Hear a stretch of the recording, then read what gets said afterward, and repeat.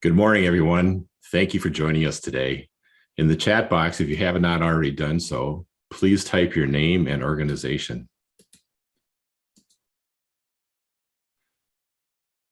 I'm Erik Budd, your facilitator for today, as well as the developer and lead instructor for the current IQI Academy for Quality Management Fundamentals. At IQI, our mission is to inspire learning, share successes, and spark the energy and courage to lead our organizations to continually improve and innovate. We are a 30-year leader in teaching a system of profound knowledge. The IQI Board of Directors consists of Sigrid Adams, Kathy Adcock, myself, Justin King, Frank Murdoch, Heidi Nielsen, and our chair, Terry. We also have an advisory board that includes Adrian Bass, Ken Glickman, Bill Knapp, Tina Miller, Nancy Schertzing, Tammy Slavic, and Paige Thompson.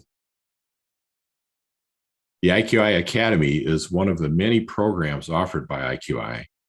I will give you a brief overview of how the IQI Academy works, and then we will enjoy our capstone presentations. President John F. Kennedy said, "Leadership and learning are indispensable to each other." Over the years, we have observed three primary benefits for leaders and organizations who send their people to the IQI Academy: development of leadership mindset, approaches, and skills in future leaders; identification and preparation of people for added leadership responsibilities; improvement of organizational outcomes.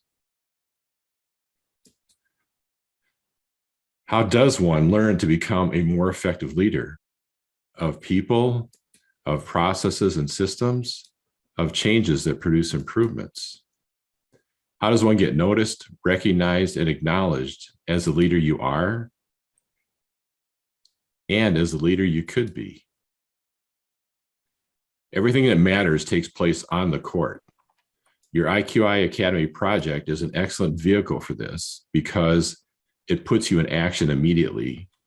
It provides the source of current knowledge to which you will connect and better retain new knowledge.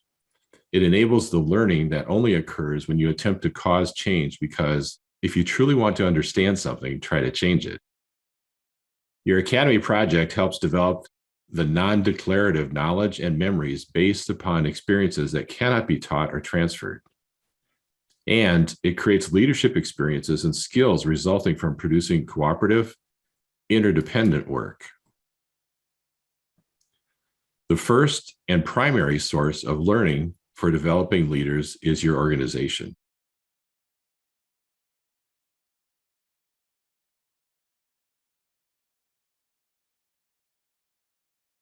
Projects are selected from the work processes in which each participant works and upon which they have some influence.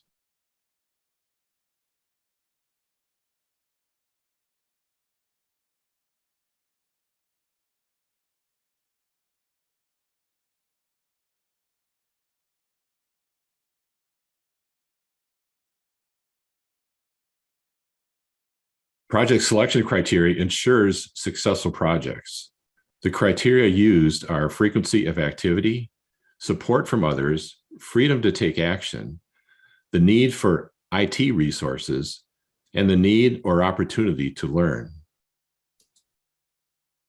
Even though we work remotely, our sessions include many opportunities to interact with and learn from each other.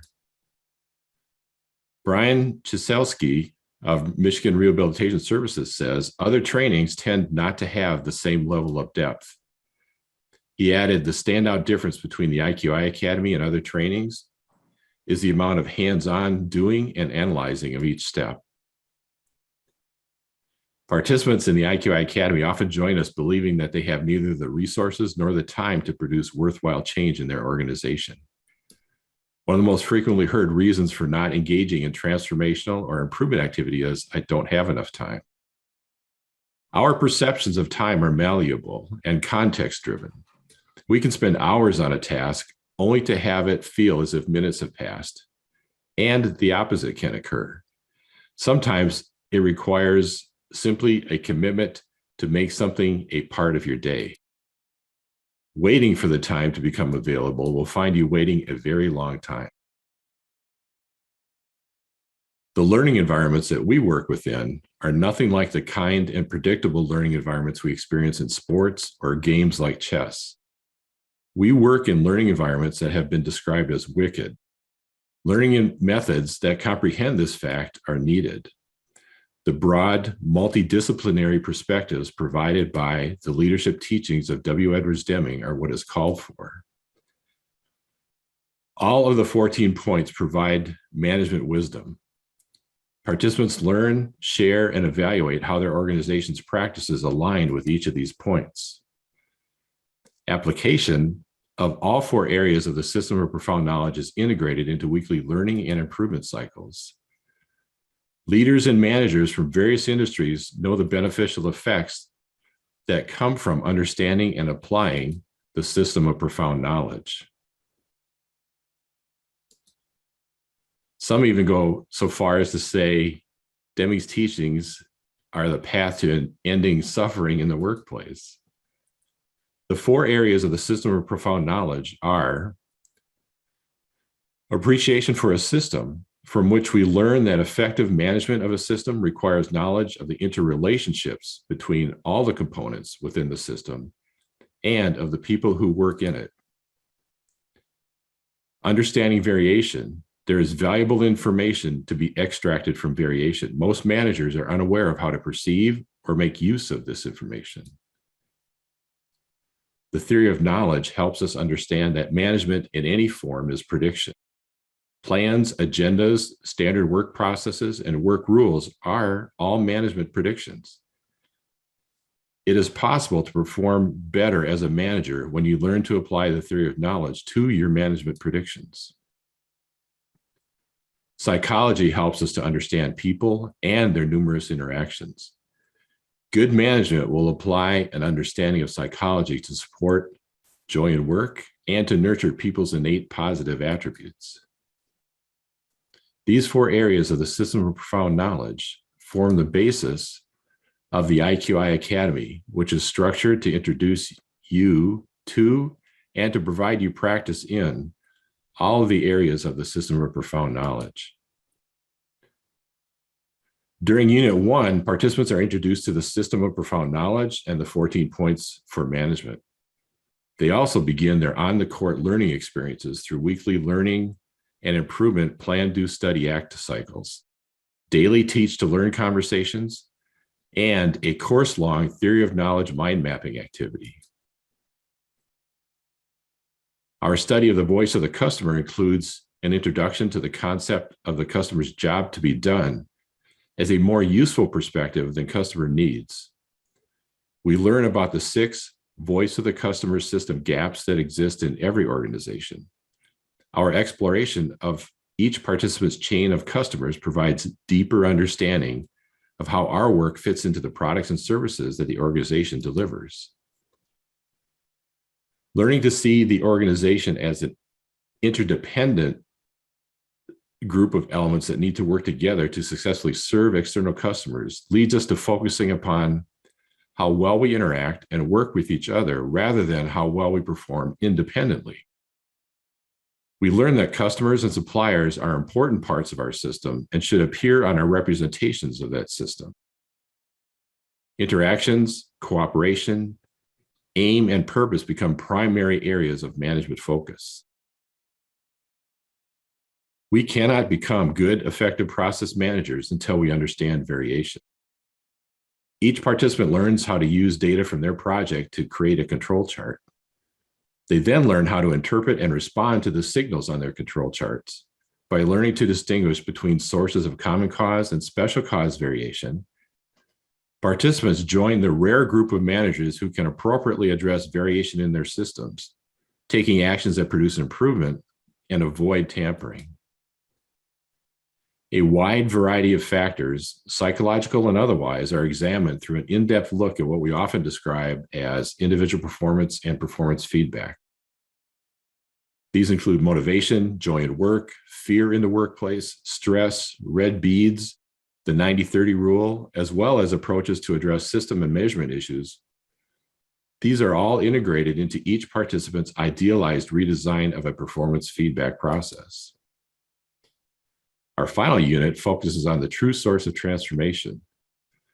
The essence of this concept is captured in a quote from David Langford, one of this Academy's guest instructors. He said, "Change starts at the top. I am the top of something." This lesson is the focus of all of our work in the IQI Academy. Transformation of any kind begins with us, with how we perceive, how we think about, and how we act in the world. We begin our project work with the 3 basic questions. The 3 basic questions are designed to establish the foundation for generating tests of changes aimed at improvement. They are, what are we trying to accomplish? How will we know that a change is an improvement? And what moves can we make that will result in improvement? The only source of improvement is movement. To improve something, you must move something. We practice learning how to make moves that produce improvement by completing weekly plan, do, study, act, learning, and improvement cycles. PDSA learning and improvement cycles are one of the 3 most powerful on-the-court learning methods used in the IQI Academy. Participants design and run at least 1 PDSA cycle each week with the intention of producing the learning that precedes improvement. We come to learn that at least 4 to 5 cycles are required before useful changes leading to improvement are produced. Our organizations are powerful, interconnected networks of people. In the Academy, participants begin to learn ways in which they can have a positive influence on those networks. Teaching as an individual learning method is well known. It supports learning activities such as retrieval, elaboration, and practice. There is an accumulative effect that results from asking course participants to sustain a daily practice of teaching what they are learning to at least 7 to 10 different individuals during each unit of the Academy. After the morning session, participants teach a key topic to someone in their social or work network. They follow up by documenting what they, the Academy participant, learned by teaching the concept.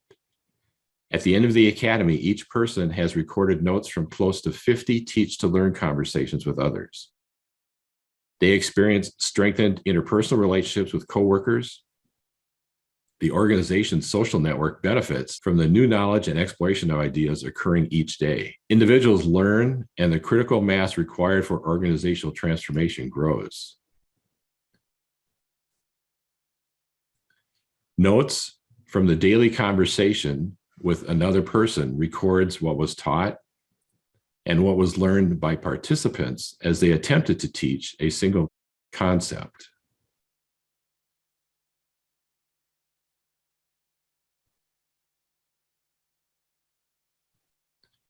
This is a representation of the teach-to-learn conversations that one of our participants held during our current Academy. When we teach others, we are not only learning more deeply about a concept or theory related to improvement and transformation, we are altering the network of conversations within which we work and live. We create the transformation networks that make a positive difference for our organizations. This is what gets created when we teach and apply. Even though our current cohort is small in number, they have had a valuable influence in their organizations. They have held over 320 teach-to-learn conversations with over 134 different people on important management topics, methods, and concepts. Again, although our primary purpose of daily teach-to-learn conversations is to improve learning and retention by participants, their organizational and social networks are also significantly benefited from the knowledge that these conversations introduce into those networks. The IQI Academy is 6 integrated units, each consisting of 8 to 10 45-minute live, remotely taught weekday sessions. Most units have some pre-work assignment, including developing and updating answers to the 3 basic questions. There are multiple in-class exercises, as well as occasional assignments that are completed with coworkers. As discussed, each participant conducts daily teach-to-learn conversations. Participants' work projects are the basis for weekly Plan, Do, Study, Act learning cycles.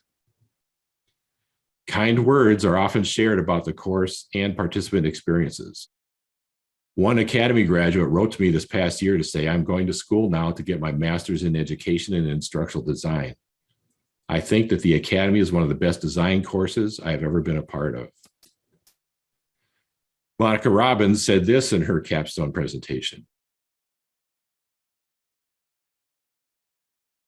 Tiffany Nguyen states that the principles and concepts she learned in the IQI Academy will probably be used throughout her career. We are fortunate to frequently have guest instructors share their knowledge and expertise with us. During our current academy, we were fortunate to be instructed by Christopher Chapman, Bernadette Johnson, David Langford, Mary King, and Heidi Nielsen. You may register today for the next IQI Academy, which starts on January 18th. For the quickest responses to requests for more information, including receipt of course pre-work, please contact me using the information on the screen. Email me using eric@qualityandinnovation.org. And for calling or text, use 248-505-0563. Our capstone presentations provide an opportunity for participants to report on how they navigated the course, what they chose to learn, and what they are committed to doing after their IQI Academy experience. This is our sequence of presenters today. First up is Tyler Gross. Good morning, Tyler. And just a heads up to each of our presenters, you're automatically on mute, so you'll have to unmute yourself as we proceed. It's all yours, Tyler. Thank you, Eric. My name is Tyler Gross. I'm a technician with the Business Network Division of Michigan Rehabilitation Services, which is part of the state of Michigan's Department of Labor and Economic Opportunity. More on MRS in just a minute and what we do. I'm going to start out with a quote from Deming. You're asking me to go on memory now, Eric. I was on that first slide there. We should work on our process, not the outcome of our processes, which I think is a good summary of the teachings of Deming in this lesson, or in this academy. You can go now. So for my agenda today, I'm going to first talk about MRS and my project, then what I've learned through the academy, third, my commitments or plans for the future, and then fourth, reflect on my academy experience. So first up, I'm going to talk about MRS and my project.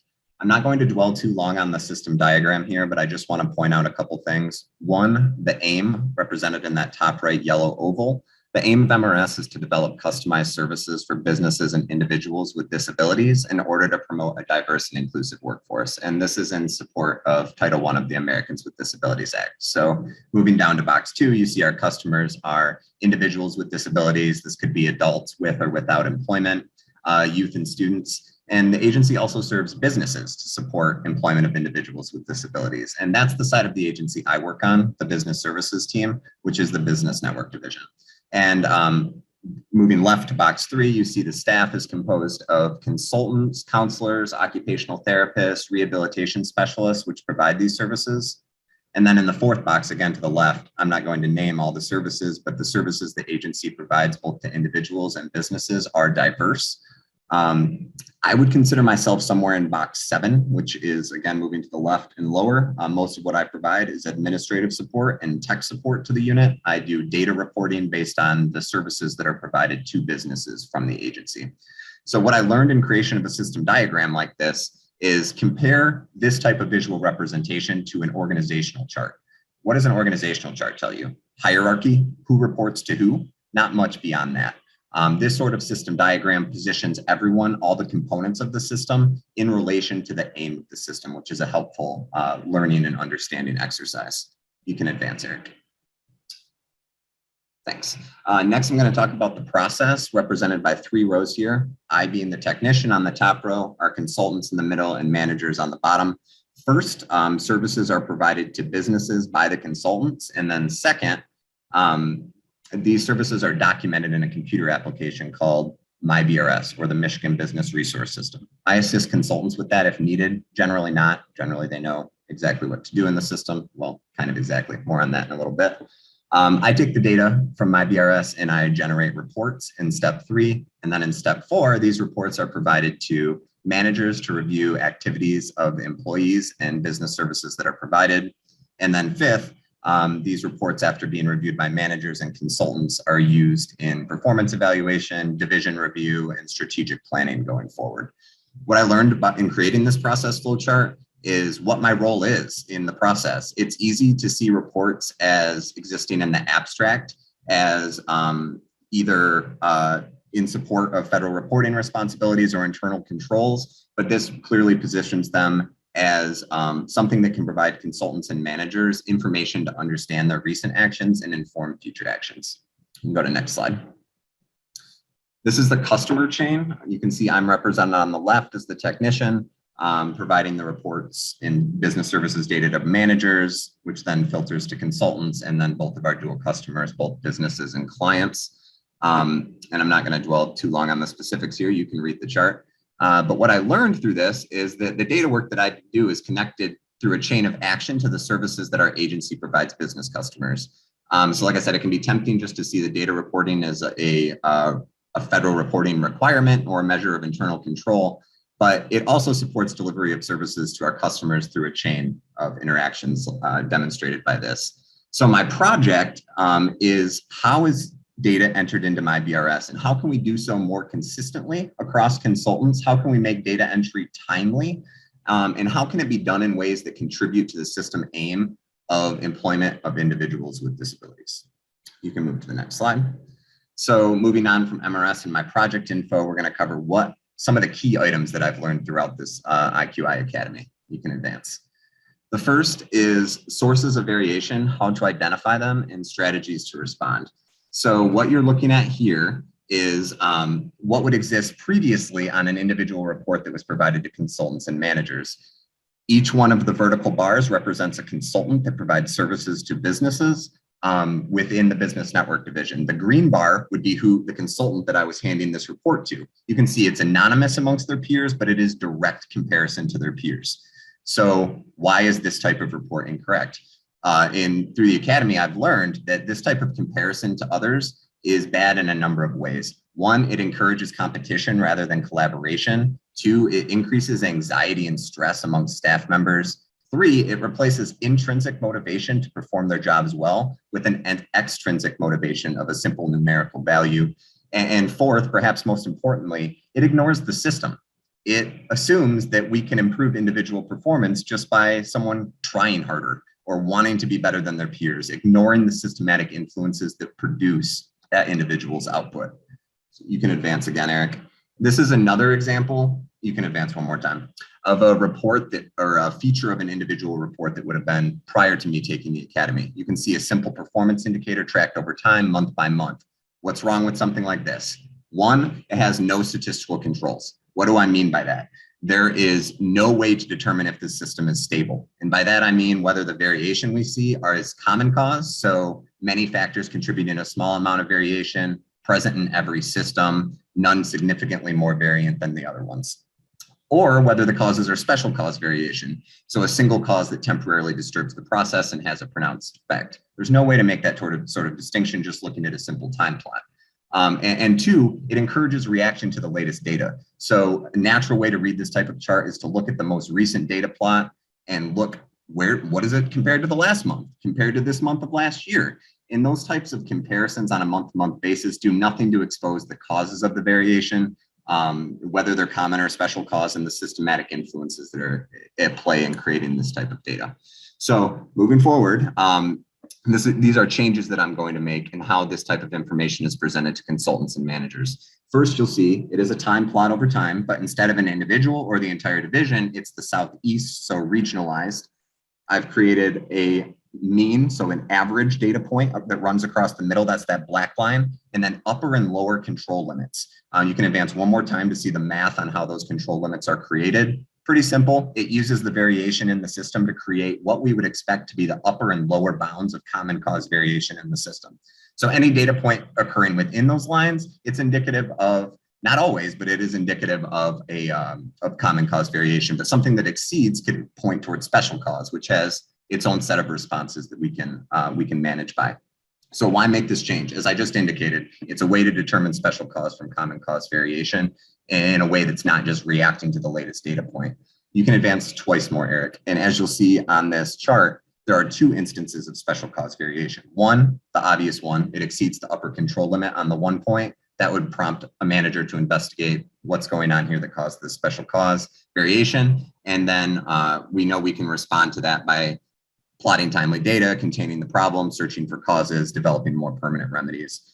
There's also a second point of special cause variation, which is 8 consecutive points below the mean. There's a handful of different tests that we can use to determine special cause variation. I'm not going to dive too far in depth, but that's the basic idea. Provide managers a tool to distinguish what type of variation they're looking at and take appropriate responses given that type of variation. You can advance to the next, Erik. Another thing that I've learned that I want to highlight from the Academy is the importance of operational definitions.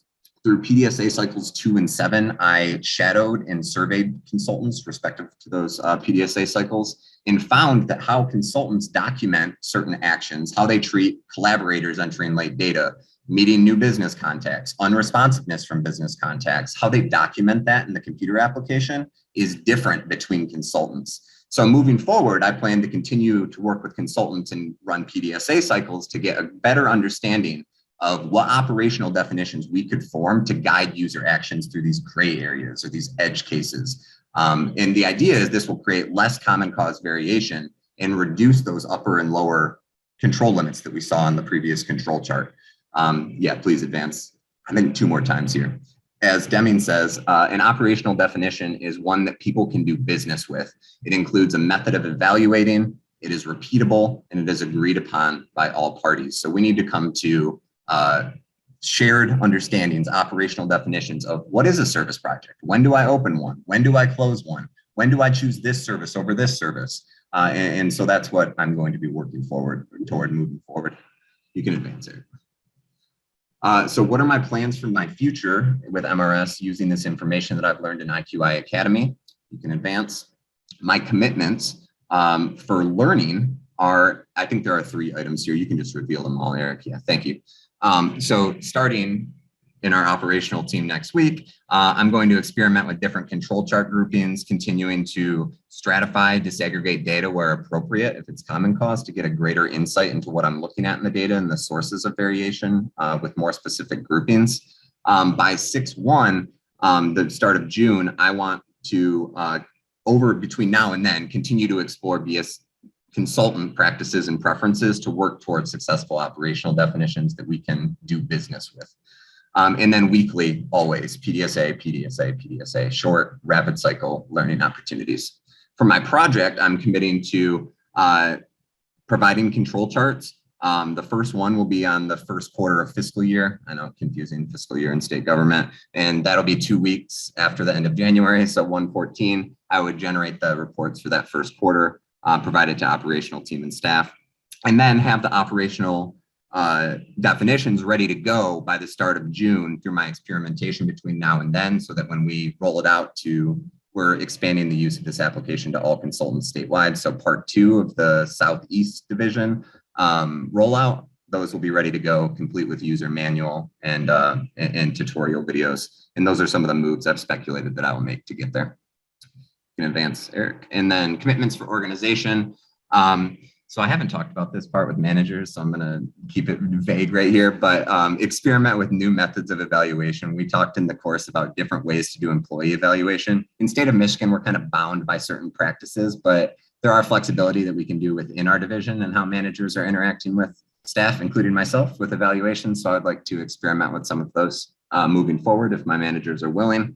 And then bi-weekly, starting next week, spread PDSA methodology by integrating plan, do, study, act, complete with prediction and analysis of prediction. And that's in operational team and the strategic focus groups that I'm a part of. So a reflection of my academy experience, the last part here, my main takeaways. First, transformation of a system begins with transformation of the individual. This was definitely true in my case. I'm the type of person that likes to plan things out meticulously. If I'm going to take the first step, I like to know what the second, third, fourth, final step of that process is going to be. I found that's fairly incompatible with the IQI method of learning and PDSA cycles. You need to be willing to take a first step, not knowing what the answer is going to be. You make a prediction. Sometimes your prediction's wrong. You learn from those things even when you're wrong, and then you plan the next step. You act based on what you learned in that PDSA cycle. So that has been a transformation of myself. Second is to focus on interactions and not on individuals. All individuals produce or act within a system, and focusing on individual output is often an ineffective management strategy rather than focused on how they're positioned within the system and how they interact with things around them within that system. And then third, the importance of prediction. As Deming says, the criterion for knowledge is that whether it helps us predict, not whether we discover truth, because there is not such a thing as discovering truth in the domain of empirical knowledge. And that is from management and is prediction. And then what is different about IQI Academy? First, the amount of work, no sugarcoating it. This often feels more like a college course than it does your typical professional development course. That's a good thing though. It's regular opportunities to learn. There's a lot of content, hands-on application, and to Erik, the instructor's credit, he puts in more work than us in truly coming to understand our projects, our organizations, and is really insightful in the feedback that he provides. So credit there where it's due. Second, that the course is focused on the development, not just of the individual, but of the organization. Oftentimes in professional development, you'll go, this is how you write better. This is how you develop this particular skill, you individual. This course is focused on how do we improve the organizations of which we're a part. So that's a fundamentally different way to approach professional development. And then third, the course is a dialogue. It's taught through the Socratic method, through conversation between instructor and participants. The conversations we have in the very course itself is shaped by the conversations that we have in the course, which I think is refreshing. It's not just someone talking to you every single morning for 45 minutes. It is a conversation that occurs. And I imagine if an IQI Academy happened next time, the conversations that took place would be dependent on the people in the cohort and the systems that they're a part of, and it would change to suit the people that were participating. Last, speaking of Teach to Learns, as Erik did, I participated with 25 different people in my Teach to Learns in advance. Most were within MRS, some were outside of MRS, and this covered 48 different topics of conversation. A lot of these folks are in this online meeting right now, so thank you to those people who participated in my learning throughout the academy. And then last, as Erik mentioned, we have this theory of knowledge mind map. You can see on the left here, I'm not much of an artist, so I'm not going to go through my whole mind map there. I tried to scrunch things in where I could. I'm going to just highlight one quote. It says, finding patterns in any data-rich environment is easy. That's what mediocre gamblers do. The key is determining where patterns represent signal and noise. And that phrase has kind of since become famous in the stats policy world from Nate Silver. He goes on to say, making predictions based on our beliefs is the best and perhaps even the only way to test ourselves. So, Nate Silver, 538, kind of polling analysis fame. If he hasn't read Deming, he's definitely been exposed to the ideas and come to incorporate some of them himself. So in conclusion, I want to say thank you all for listening to me this morning, to the MRS folks who encouraged me to take this course and provided the opportunity, and then to our instructor, Erik, and the cohort that I participated in the academy with. It's been a great experience. So thank you very much. Excellent job, Tyler. Thank you very much. If you check the chat box, you've got a bunch of fans out there already supporting what you just shared with us. Thank you. Hillary Evans will be our next presenter. Good morning, Hillary. Good morning. I don't know how I'm expected to follow Tyler, but here it goes anyway. Hi, everyone. My name is Hillary Evans, and I am a research associate at LabCorp in Ann Arbor. Today, I'll be talking about my IQI experience, focusing on what I learned, the challenges I faced, and some examples of exercises from the course. I will go over the 3 basic questions in PDSA regarding my project, the theory of knowledge, and my commitments coming out of the course. Excuse me, sorry. I chose to experience IQI and put my best effort into learning. I have not been through a learning course like this before, so the concepts were all new to me, as was this experience. Through IQI, I added to my mind map using quotes from each session. Although this is not a pretty representation, but this was a way for me to apply the knowledge that I gained from each session. After each session, I was able to reflect and add to my mind map based on what I learned. By brainstorming and structuring the ideas I generated, it allowed me to retain what I learned. This was a good visual representation of what I learned, and it gave me the opportunity to see how some of these ideas were interconnected. So what I resisted, making a change. And by that, I mean in terms of what do I change? What do I have the authority to change? What differences could I make? These were questions that I asked myself as I was brainstorming project ideas for IQI. I was hesitant to choose a project since I was not sure what impact I could make. At the beginning, I really resisted having the daily teach to learn conversations. First of all, I felt that I would be intrusive on others and their time. I'm a quiet person, and having these conversations with so many different people was out of my comfort zone, especially when trying to talk about topics that are new or a different way of thinking and something I may not completely understand. I also resisted completing the exercises. The exercises were intended for me to open my mind and train myself to think in a different way. And I had to be willing to put in extra effort to completing them in order to practice these concepts. So it challenged me. Coming into the course, I had no idea what I would learn, the challenges I would face, or the large commitment that was expected of me. My initial expectations were thought to be involved during each session and some occasional exercises. I had no idea that I would be so involved and be such a large time commitment. This was especially challenging for me, not only because I had personal things I was dealing with, but handling my workload as well. Time management. So right from the beginning, I realized I had to schedule my time very carefully in order to complete the assignments, conduct daily teach to learn conversations, and maintain my workload. I struggled with asking for help as I learned that I needed to rely heavily on my team so that I could dedicate more time toward IQI so I could get the most out of it. All through IQI, it was challenging to apply these new concepts to my project as I had to really stretch my way of thinking. I used some of my teach to learn conversations to pick other people's brains in order to help me generate ideas. My willingness to request support from others evolved over time. I learned this by scheduling my daily teach to learn conversations, asking for help with my PDSAs for my project, and help with my workload. Asking for help is not the most comfortable thing for me to do, so I gained confidence in this area as I received great support from my team as well as others. My willingness to accept support from others. I quickly learned that I was not going to be successful throughout IQI if I did not accept support. Knowing that others were so willing to provide whatever support I needed allowed me to focus on IQI so I can embrace my learning, gave me peace of mind. My willingness to learn with and from others. I really enjoy learning from others. I ask questions to learn. Perhaps I even ask too many questions. But by asking questions, not only do I learn, but we learn together. A deployment flowchart was created to show what happens within the process and who is involved. This flowchart was used to provide a visual representation in order to understand the process of my project and to determine potential moves that could be made to make an improvement. The flowchart changed as my project progressed and new tools were integrated into the process. Over the course of IQI, I updated the 3 basic questions about my project.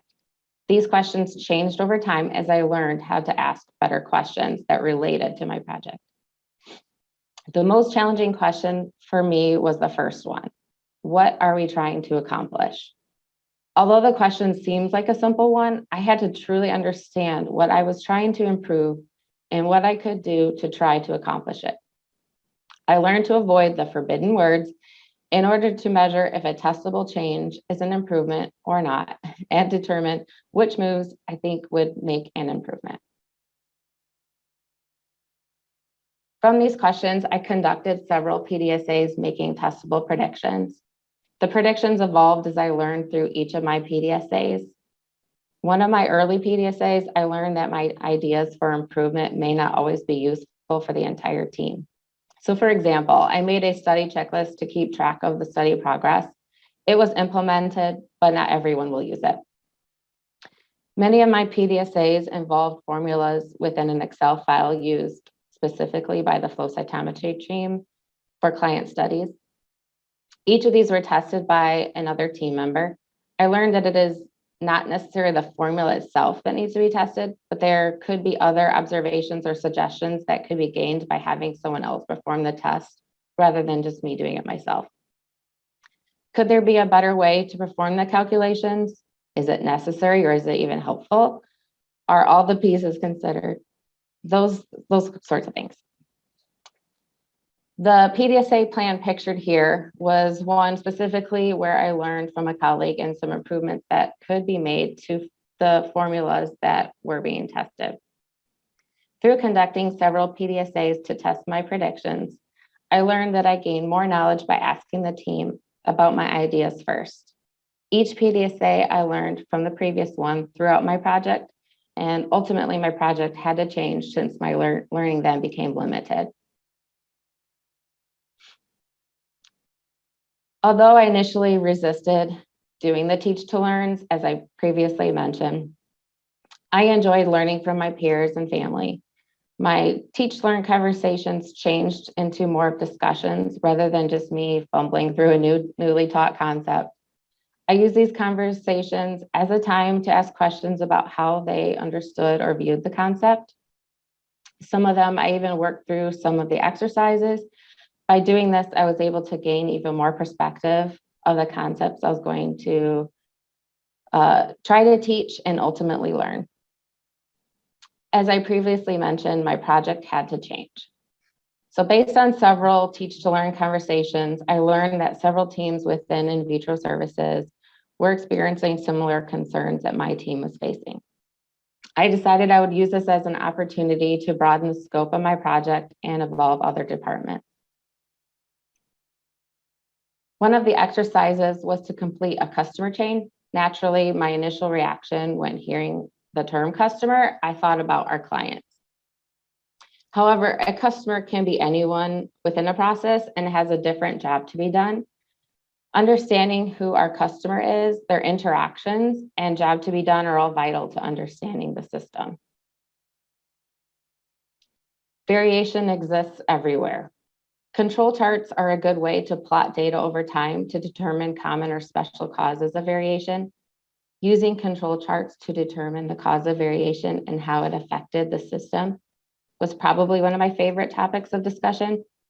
The reason being that by being able to determine what type of variation exists within the system and how to make improvements to reduce them would be beneficial to our processes.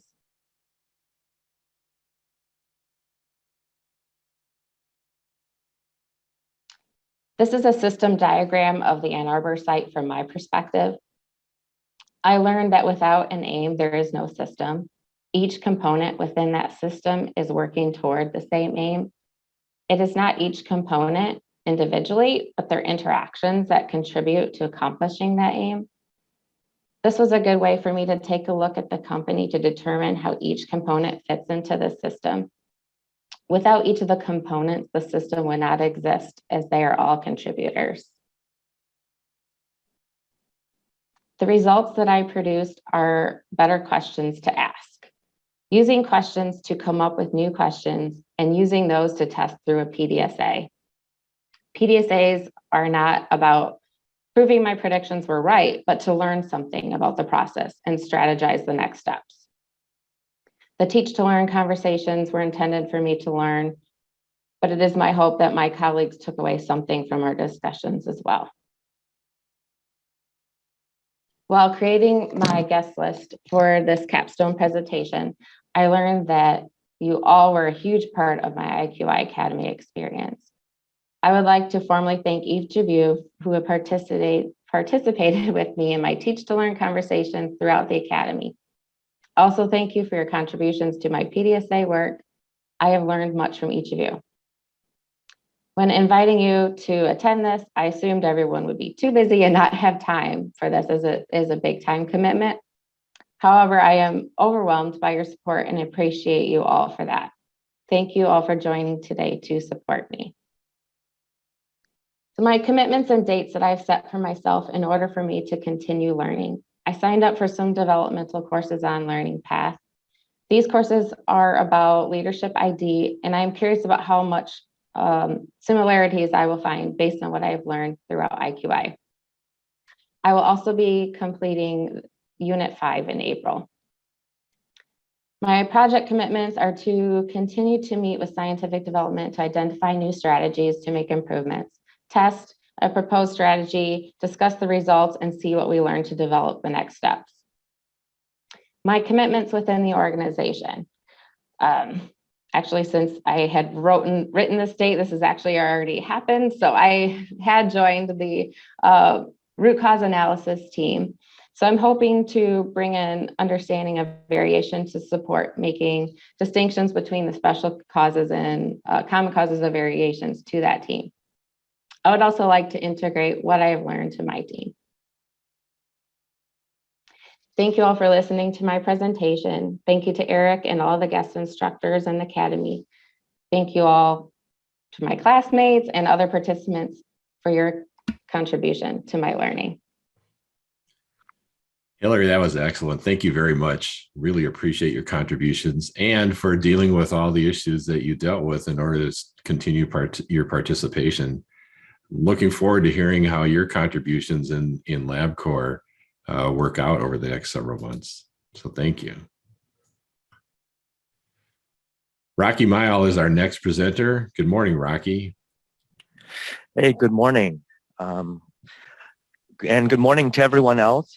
Thank you for joining us. I really appreciate everyone coming out and supporting our capstone presentations and supporting us throughout the IQI Academy. It has been quite the journey. It's been quite a struggle, and as with Hillary, I've really resisted. I tried to do whatever I needed to, but only what I needed to get through.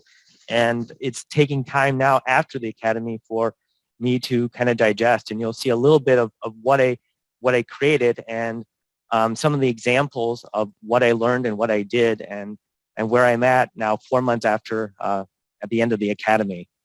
I have 15 minutes, and for my practice, it's not going to take 15 minutes, so let's jump right in.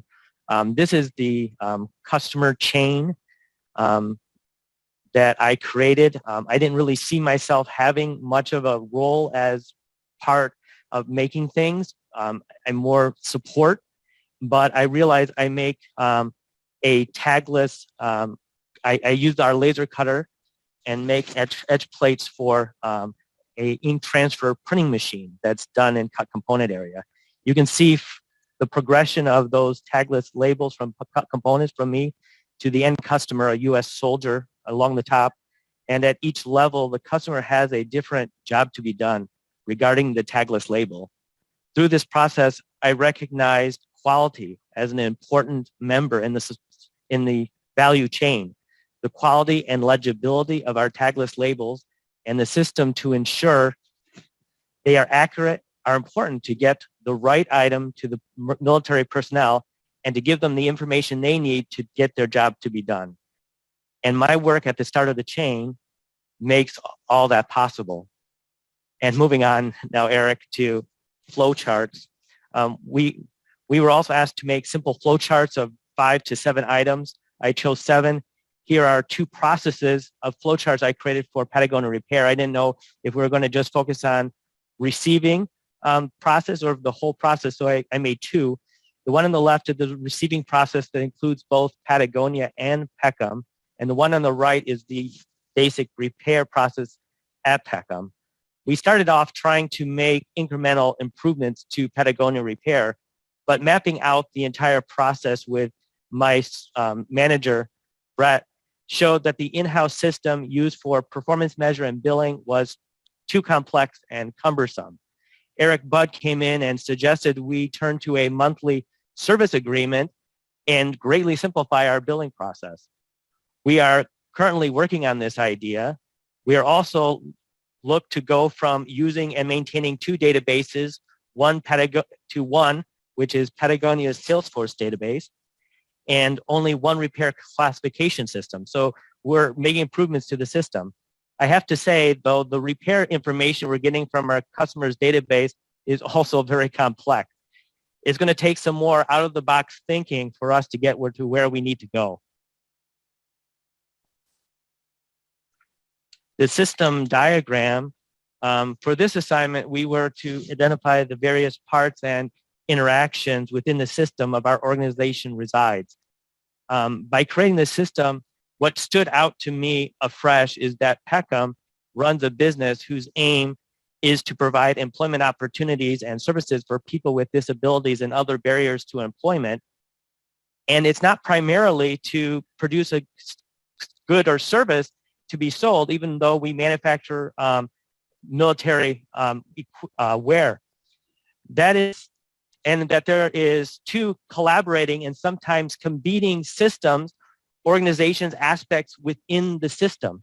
So in here, you can kind of see at the top a lot of the actions associated with our aim and how it kind of intermingles with the different manufacturing processes. In some cases, our consumers are both the team members as well as military personnel. So very interesting organization that I'm working through. In control charts, a part of the class that I really enjoyed, and Tyler did a great job showing us how they are created and understanding how to use those control charts.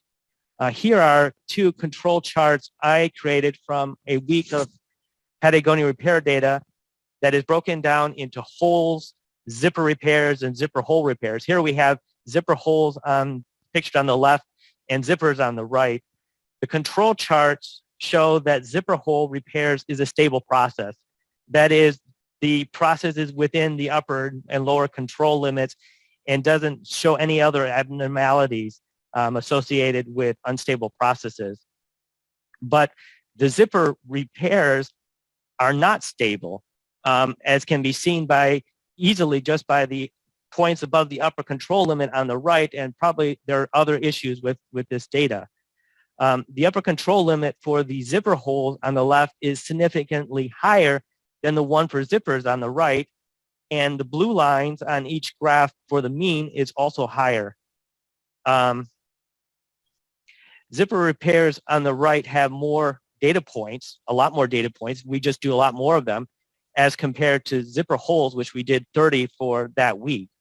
Zipper repairs include zipper sliders, which we can see at the bottom of the graph, that take about 5 minutes each. I thought if I eliminated them, maybe that would make the thing stable. It didn't make it any more stable. In fact, it made it worse. It actually made the mean go up, but the upper control limit came down. Very interesting phenomenon. And it shows that there is more to be learned. Okay. Plan, Do, Study, Act, or PDSA was a weekly component of the Academy. Of my 10 PDSA cycles, I chose to share with you the first one I did. The plan was to help repair technicians with recording their start and end times using a digital clock instead of an analog clock or their cell phone. This was eye-opening in two regards. First, I first learned how to set up a PDSA so that I could learn. It was very interesting how Erik told me how to set the clock so that only half the people could see it. And the other result was that it was so unexpected that it kind of blew my mind and helped me to learn that my thinking is kind of off. So turning to the next slide, I see that I really thought that the digital clock would help. And that the repair technicians who could not see the clock would ask for one. Well, the clock didn't change their behavior at all. They didn't say anything.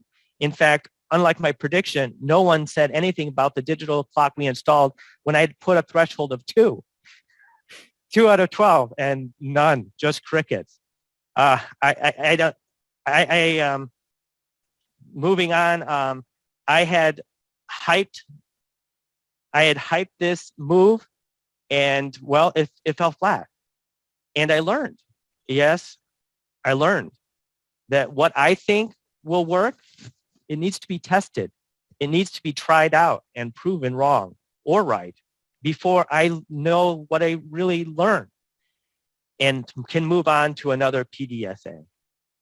So moving on to the Teach to Learn. The Teach to Learn assignment after each class was a challenging aspect of the academy for me, as I had to reach out to my coworkers, and that was something I felt I was intruding on their time, and I had to teach something as well that I really did not know.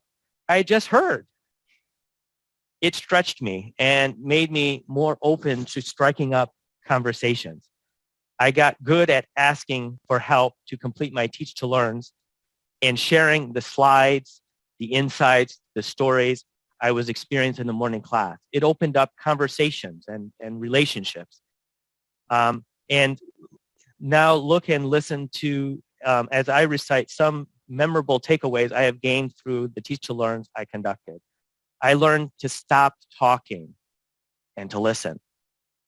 I learned that persistence and a little luck pay off. So keep with it. I learned that sharing stories and your projects is really energizing, and we need that. I learned that people are interested in understanding a process, and a control chart is a great visual to help one understand. I learned trying to compete, get by, get noticed, pull ahead, which I was trying to do, was not bringing me joy, but frustration. I learned that red beads are often those issues that are not being addressed, that we have come accustomed to. Our perceptions and biases often keep us from entertaining or even recognizing solutions or even the need for a solution. I learned that even if we believe the change to be an improvement, it takes courage. We have to take that step. We got to step out and we have to move on. And so now my theory of knowledge mind map, which was a great assignment to help me to kind of visualize my thoughts. And you can see right now there's that at the center is the theory of knowledge pointing toward the future with the PDSA cycle around it. And that's really been the focus of my learning. And in summary, our mind is a work in progress. It is built on the foundation that was laid in the past and is moving us into the future. Much of what is written down, we have learned and heard from others. But it is our plans, our actions, our reflections, and our responses that determine if we move forward or remain where we are. That's kind of my statement for the IQI Academy and what I learned and what I'm taking from it. So my IQI Academy experience. How did I choose to experience the Academy? Well, I took it as a class, something I needed to do. And I incorporated my project. I attended the classes. I did the homework. And I tried. I tried hard to understand and to contribute and to reflect and to digest. But it takes time. And it was quite rigorous. And it was a lot of work. And it's very dense. As for how this learning experience has differed from others that I have had, well, the material was both broad and deep. The exercises were intentionally vague and thus challenging. I didn't know what he wanted. So I always tried to figure it out with my other IQI Academy members. And I really have to thank Erik Budd. He really has each of us in mind when he writes and takes the time to give us individual feedback. He really asks insightful questions and makes us think and continues to push us forward. So that was the one part of the course that was really different from other instructors I've had. Those things that I've done during the academy that I have not done elsewhere. I spend time to myself most of the time, and I intentionally talked with people each day and shared what I was experiencing through the Teach to Learns again. I focused on process and also myself and the individual. So I learned that dichotomy that works together. I learned, this is my first course on W. Edwards Deming, Dr. Deming course. I had some background, but something new, and we learn incrementally, step by step. And my final slide, what I'm going to do from here, I'm going to reread the new economics and with a new, hopefully with new insights. And as I reread it, I'm going to be taking notes and thinking about my own learning and development and setting that into 3 basic questions. My project, I'm looking at a 2-tier service agreement, and yes, that's tomorrow, but that's not really a good date. But as soon as we get done with this, I'm pretty close to ready to present that to management team and look to create a control chart of that data from Patagonia's database and see how that looks. Doesn't look too pretty right now, but we're going to work on that. And for the organization, look to incorporate PDSAs and 3 basic questions in my area of influence.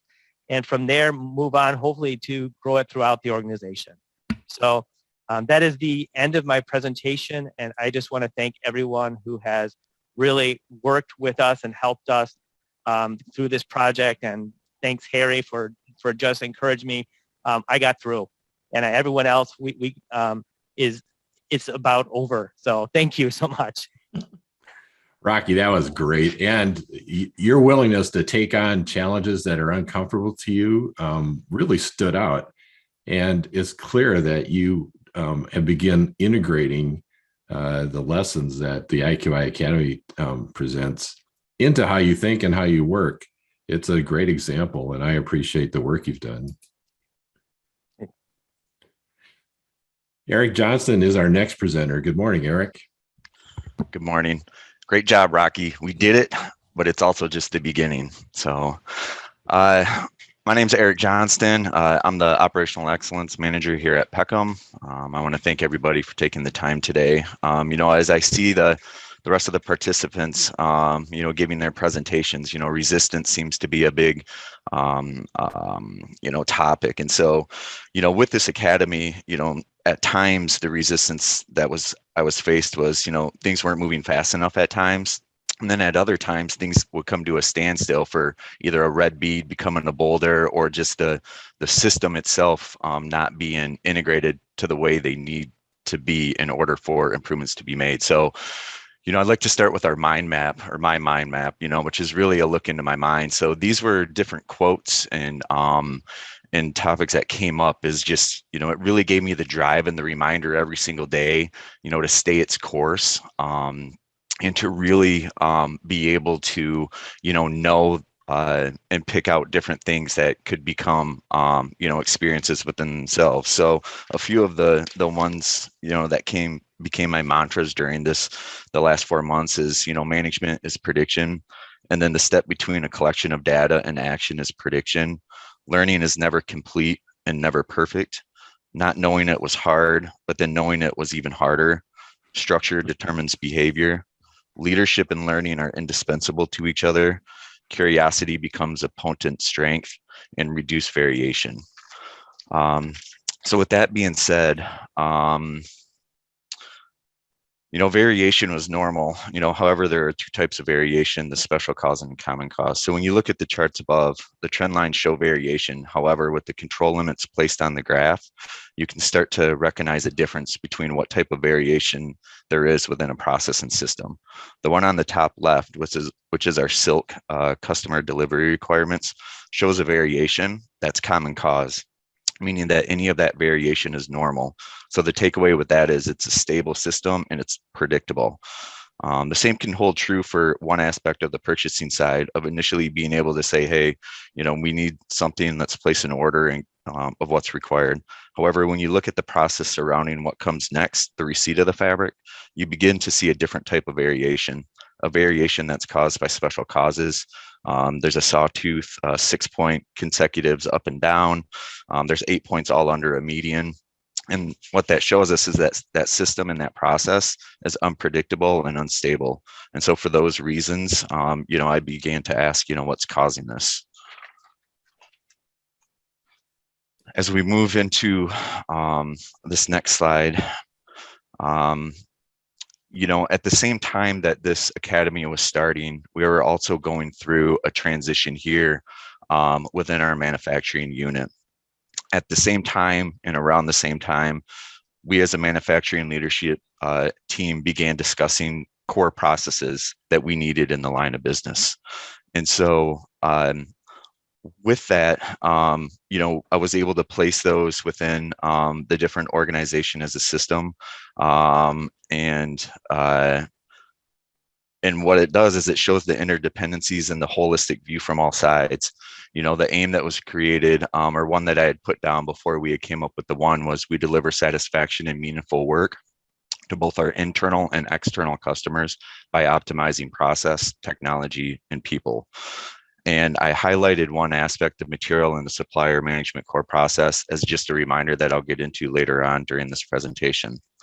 What you don't see in this is the individual departments, the purchasing, receiving, and warehouse, because when viewed separately, each function is technically doing their job. We need material, we order material, we receive material, we put away material. However, the impact of just doing that job without consideration for the entire process and the system leaves undue burden, stress, and fatigue throughout, as seen as the next couple of PDSAs and slides that were done. So as we talk about the PDSA cycle, so one of the first steps is, with that mantra, management is prediction. So let's put a PDSA around, understanding what's coming in, when it's coming in, and what that looks like. And so, as a reminder of that also is, that step between collection and data is the action is prediction. So there's a lot of predictions made, about that. Hey, if we put down, who the supplier is, the type of fabric that's coming in, we'll look at the silk, we'll look at the grid, we'll look at the yardage, we'll look at all these things.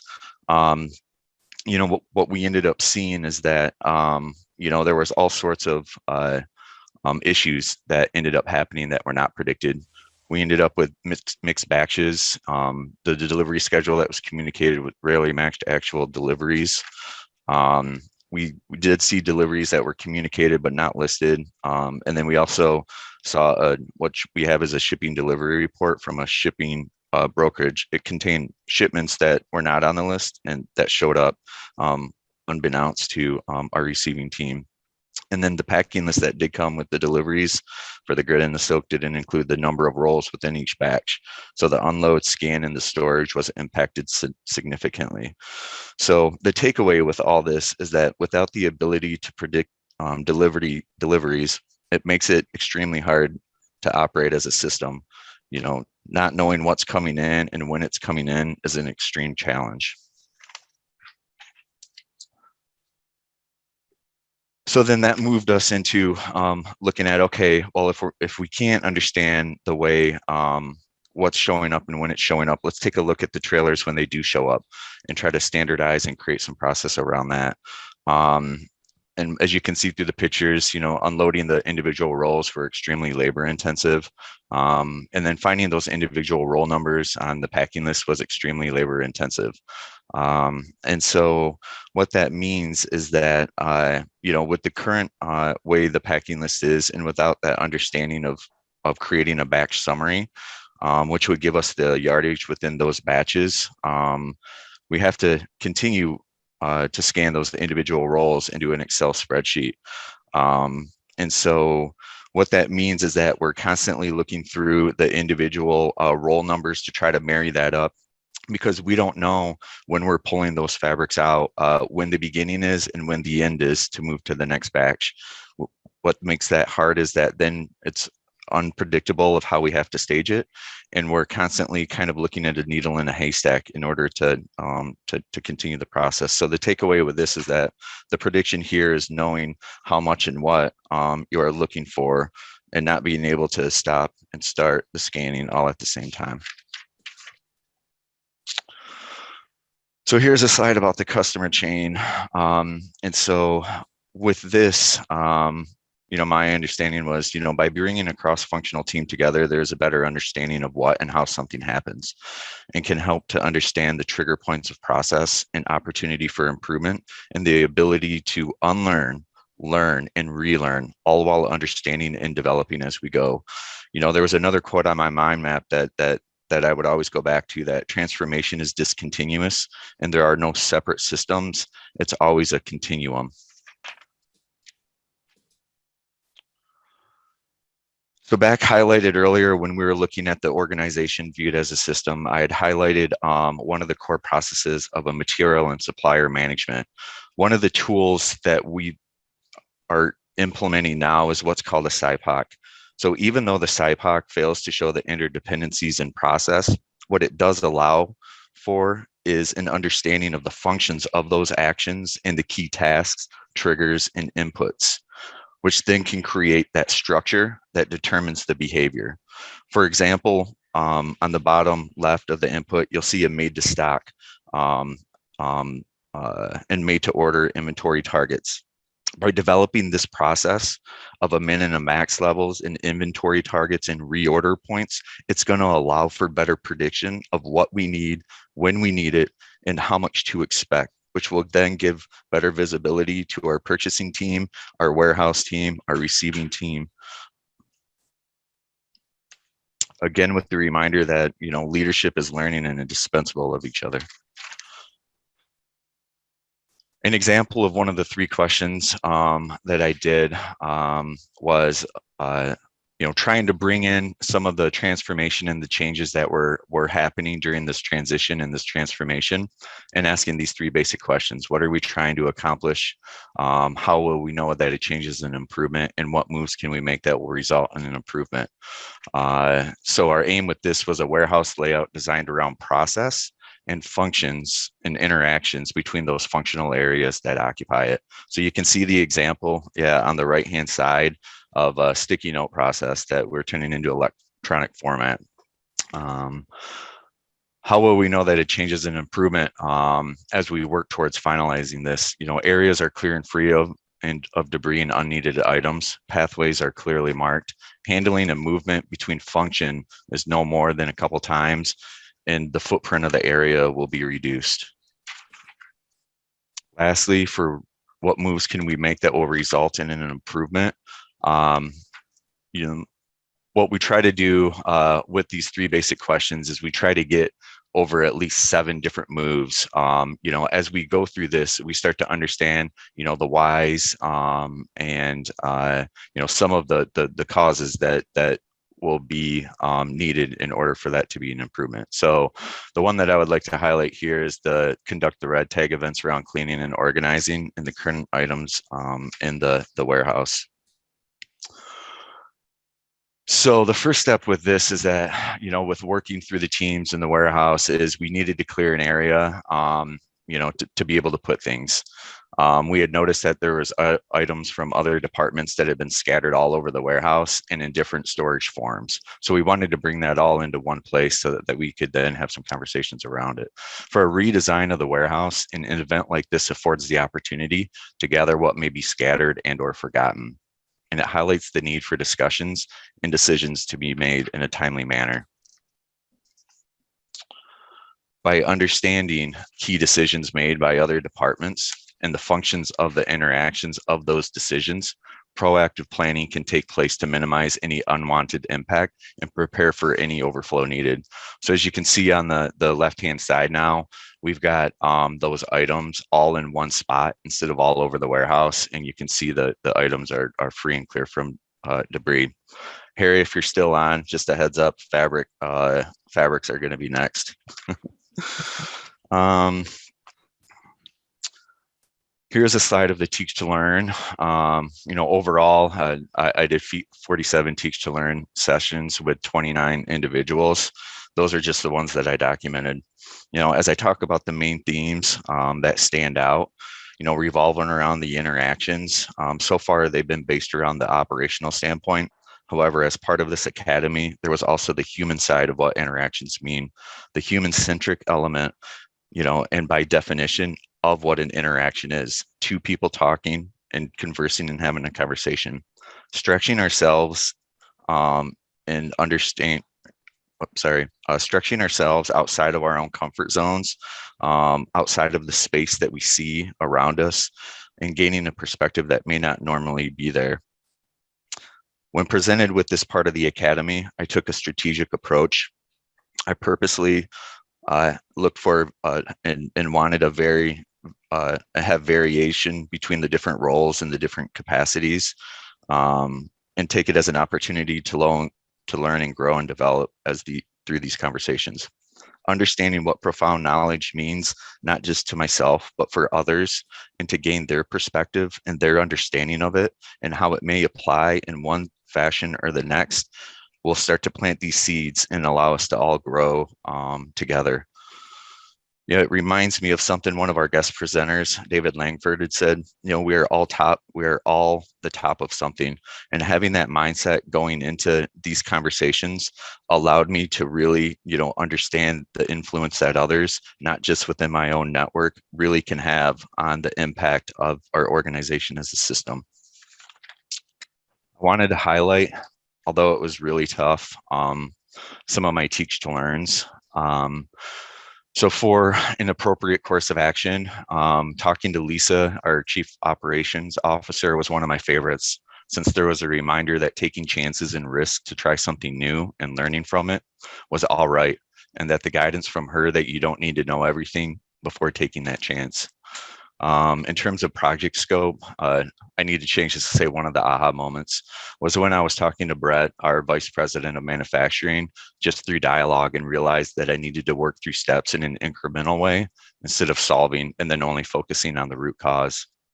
For customers, personas, and narratives, and from Laura Lee, the director of our marketing team, one insight I gained is that the narrative matters a whole lot, meaning the end user of our garments has a different narrative than what we may consider the end user or target audience of our social media presence. By understanding the narrative from both lenses, we can leverage our base and drive a more targeted approach that extends the reach of one specific audience and can live in an area where those stories and experiences overlap, creating a more harmonious platform to spread our story. When we went through the structure and determines behavior, I met with Jessica, who's our Senior Manager of Vocational Rehabilitation. And from Jessica, I learned what made it so meaningful was that even though we don't work directly with each other, we both shared the same perspective on some of the greatest structure limitations beyond just one line of business, and how when parts of the system are designed the way they are now, competition influences more than cooperation, even when that wasn't the intent. And then with progress and meaningful work from Kristen, one of the vocational services coordinators, when looking at progress and setbacks, part of the conversation pivoted to cognitive behavioral therapy, which helps individuals who may feel stuck or with limited options or moves to adjust and figure out a plan for progress to be made. By applying some of these strategies as a leader, it may set the path forward for some and specifically bring more joy as an individual then views their leader as caring and compassionate for taking the time to truly understand any barriers and setbacks that are getting in the way. So my IQI Academy experience, what I learned was that over time, my three basic questions evolved. The scope of projects at times felt overwhelming, and as each step forward with those questions, the scope was limited so that more moves could be made. And as some of my cohorts have already alluded to, the pace was very difficult at times. The PDSAs were also too big at first. As you could see through some of those early ones, we would hit a mark. And one thing to point out is that in a PDSA, the very last part of that is the A, which is either adopt, adapt, or abandon. And so numerous times throughout this, I had to make that move that, we would either have to adopt it in a certain way that led to different red beads, that were getting in the way. And then I embraced every conversation. For those on this phone call that know me, I really took the time to active listen and to understand the point of view from all of you. And then part of this journey, it was difficult to apply at times. When we had a transitional phase here within manufacturing, while at the same time we were transforming. So being able to align those two things up in a way that we didn't overextend ourselves was a challenge at times. So the ways that this experience have differed from others that I've had: interactions.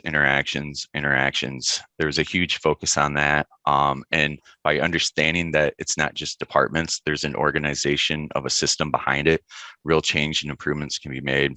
And then the aim of the system, when we're all working towards something with the same goal, progress and improvement can be made.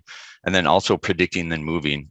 Often at times we just want to go and do without actually putting some thought behind and making some predictions around, what do we expect to happen? Where are the impacts going to be? And what are we going to do when we get there in order to pivot with purpose?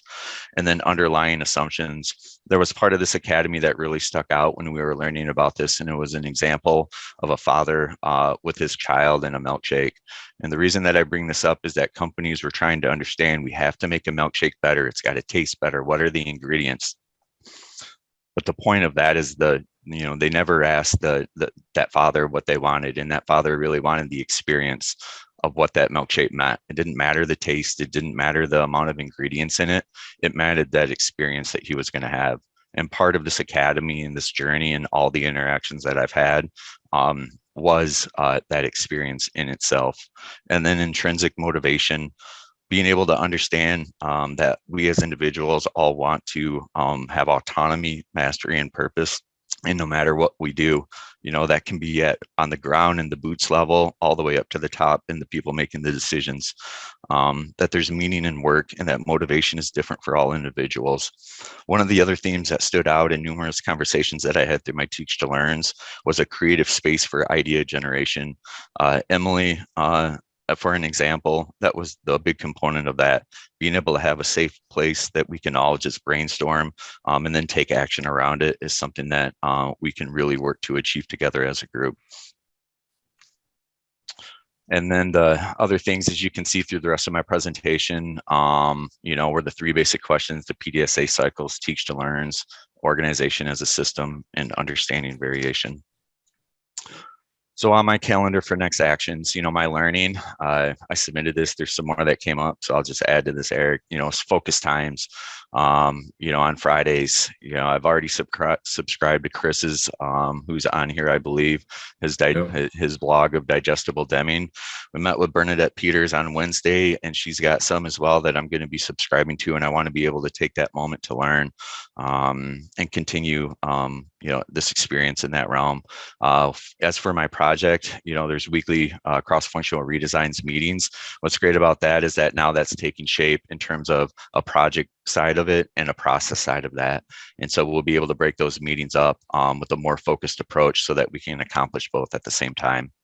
Also, as you've seen through the descriptions of the grid and the silk and some of the material and the receipt of that, a visit so that, not just understanding our own internal processes, but understanding external processes as well.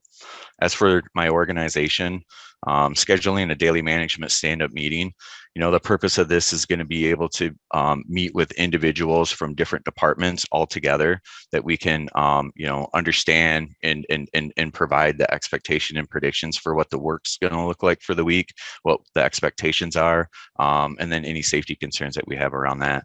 And then finally, a tour of a GM plant. With this, it's understanding their practice of daily management. How does it look for them, and what can we bring and learn in preparation for what we've already done here, what we're starting to do next week, to see, a fully integrated daily management system is going to reap tremendous rewards for me. Lastly, as you have seen and heard what I have learned over the course of the last 4 months, I hope and my intent is that you all have also learned something, for together with learning as a basis, real and meaningful change and improvement can really take shape and take hold. Thank you all today for your time. That's it. Erik, thank you very much. That was excellent. One of the things that stands out in your approach is you're reaching out to other people, and you're a lifelong learner. And the fact that you've reached out to Chris's blog and talked with Bernadette, you probably are one of the more active people in requesting one-on-one sessions. I appreciate the work that you did doing that and reaching out, and helped me learn as well along the way. So thank you.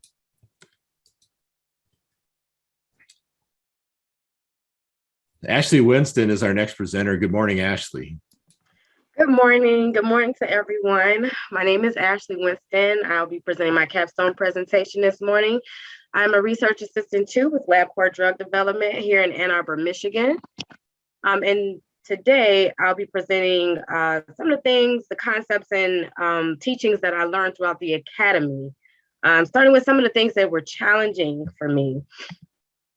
So some of the things I faced coming into the IQI Academy was learning to prioritize my workday by implementing having to attend class every morning at 8 a.m., completing all assignments on time, all while making sure to complete all my study work and special team assignments in the lab.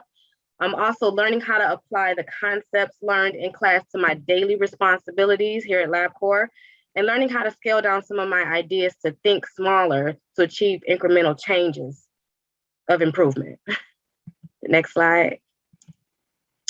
As far as some of the resistance that I faced, my experiences included asking for help over the period of time that the course took place, and letting go of some of my responsibilities with my study work, and having to forego some of the technical trainings and skills that we do in the lab, so that I could commit fully to the success of completing the course. Some of the ways that I responded to my challenges and my impulses to resist included having to lean on my team and manager for support, in which they were more than accommodating. So thanks, Team Clinton and friends. I also had to depend on other colleagues, close friends, and family when completing certain assignments like our Teach to Learns. In which by doing this, it resulted in further breaking down of a lot of the concepts learned in class to help give me a better understanding of those concepts while learning from class slides, as well as the perspectives of some of my partners. The extent of my willingness to commit to the success of this course included requesting constant support from others. I repeatedly needed to ask for help, which was the most challenging for me.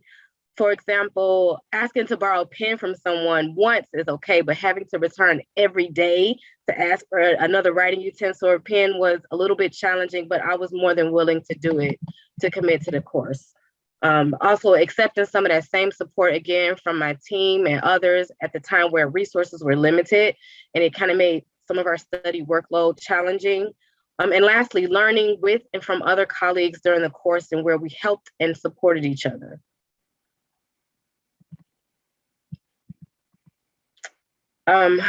What I consider the requirement to make a meaningful improvement is knowing that I have the knowledge and expertise to identify opportunity of improvements within a system and the authority to actually make real change. My process for learning and gaining knowledge included learning by doing, which was proved to be challenging at times throughout the course for me throughout the academy. The quote, "Being willing is not enough, we must do" by Leonardo da Vinci really stood out in support of this idea for me. Also, learning through my unexpected results was the best teacher for me. Unexpected results only in the sense of my predictions didn't come to pass allowed a lot of growth for me. It's a part of the process. I learned that you have to get it wrong in order to get it right. Miles Davis quote states, "When you hit a wrong note, it's the next note that you play that determines if it's good or bad. Do not fear mistakes, there are none." Applying my exercises, tools, methods to my project taught me how to organize make predictions, create plans, execute a to-do list, and study my results. This resulted in me learning from my mistakes to create a new plan of action.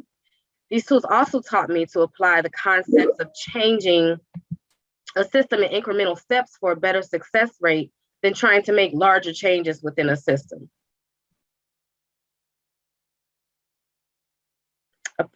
I'm sorry. In the beginning of the course, the aim for my project centered around how I could improve standard vehicle preps here at LabCorp for all teams by creating reference materials such as Excel documents or guides to help some of the technicians bridge any knowledge gaps for more supportive or successful drug prep experiences. But I was soon introduced into several concepts of making moves, or the correct way to make moves to achieve this, such as first identifying the areas within our systems that can be improved, answering 3 basic questions, which helped me learn to create goals I could measure if the change was good or not.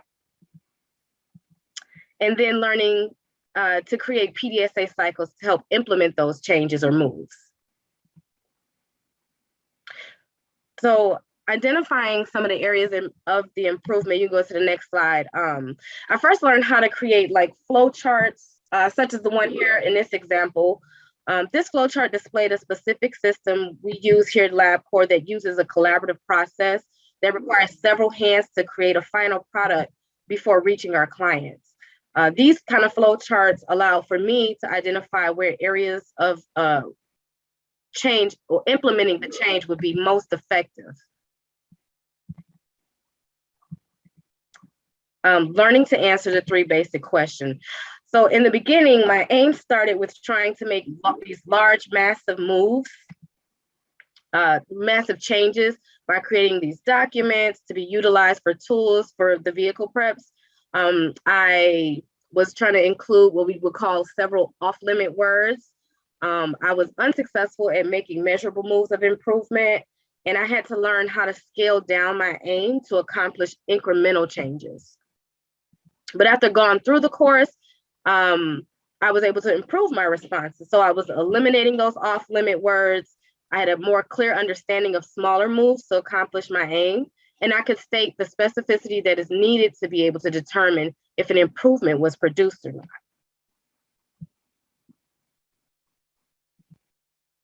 not.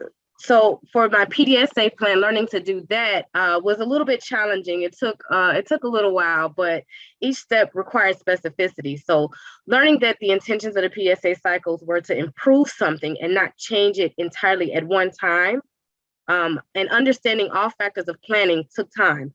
I didn't have a very good concept of how to actually make a plan, but throughout the course, including things such as creating flow or bubble charts, what in the system worked versus what wasn't working, and what kind of data I should be collecting that would be most beneficial to creating actual change. When learning the creative plan, the first step had to include who, what, when, where, and how, which I didn't understand this entirely. So my initial PDA cycles reflected me trying to make larger changes, such as creating those Excel files that would be put, like my idea was like to put them on all the computers for all the staff to use for formulations, which was difficult to evaluate a success and wasn't really an achievable goal. I started trying to make, and then also learning to make a prediction about the outcome of my results before I executed the due portion of a PDSA.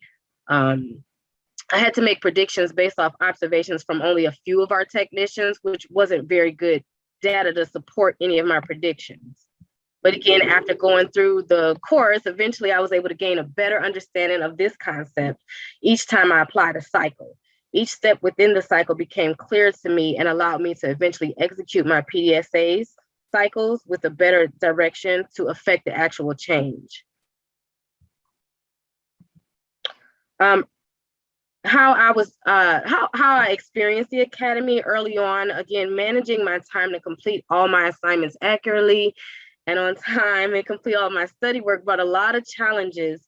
And I wasn't always confident that I would successfully learn as much as I wanted to learn and needed to learn throughout the Academy. But After going through it, I've gained so much more confidence in my ability to maximize my time and workload, and was able to enjoy more of the daily assignments, such as our Teach to Learns with my colleagues and friends, that allowed me to gain more in-depth understanding of concepts so that I could apply them.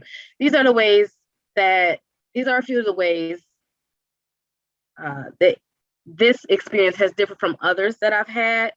IQI Academy learning experiences differed by forcing me to think what we call outside the box.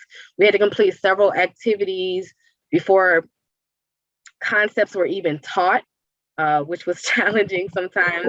Learning some of those abstract concepts and then learning how to apply them to our world of science here at LabCorp was always interesting.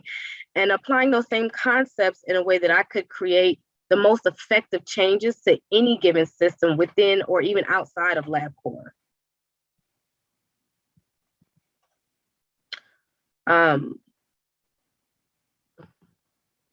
Things that I've done during the academy that I've not done elsewhere was learning with coworkers from different departments or even different positions. Also implementing concepts the same day as we learn them, and then learn with and from other individuals from other companies. My next actions in my learning, what I'd like to do is utilize a lot of the skills that I've gained here throughout the academy to apply them to our application and interview processes in the near future, hopefully, and also prepare for future career opportunities in people management. As far as my project, I'd like to continue running PDSA cycles and encouraging others to do so as well to affect the most change within my organization. I'm also joining some of the after-hour work team. And then lastly, for my overall organization, I'd like to present the capstone presentation for some of our lunch and learns, and even possibly be a mentor to any future Academy participants from LabCorp. Thank you to my network of individuals who logged in this morning. A special thank you to my manager, Sarah, and Team Clinton for your continued support. All of my cohorts at the organization for introducing me to the course, as well as our instructor, Erik. Thank you for your dedication to teaching me. Thank you, Ashley. One of the things that impressed me about your work is how you have reached out to people, not only around LabCorp, but across the country. You have a broad network of people that you interact with on a regular basis. And so it's impressive that you share with, talk with, and learn from those people. So that's a wonderful example for us. Thank you very much, and good job today.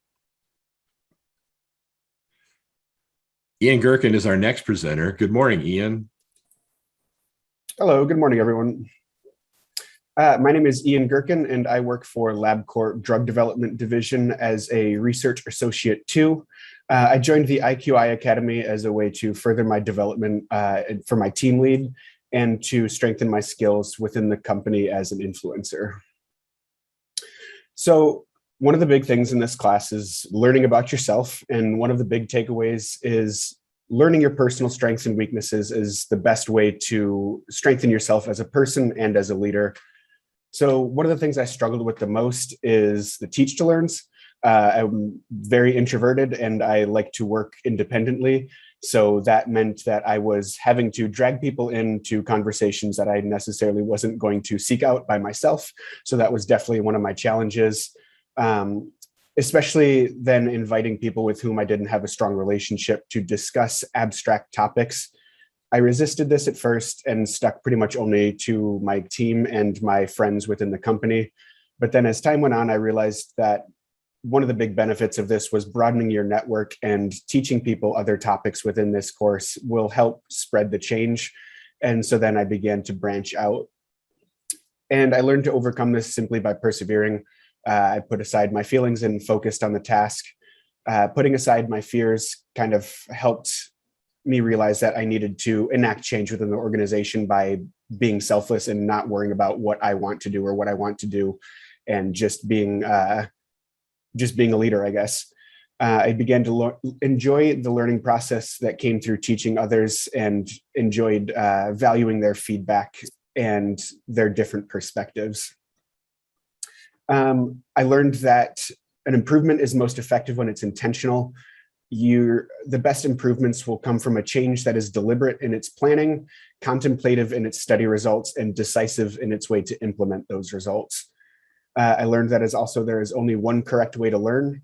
All learning stems from a foundation of prior knowledge, and that knowledge is experience plus application.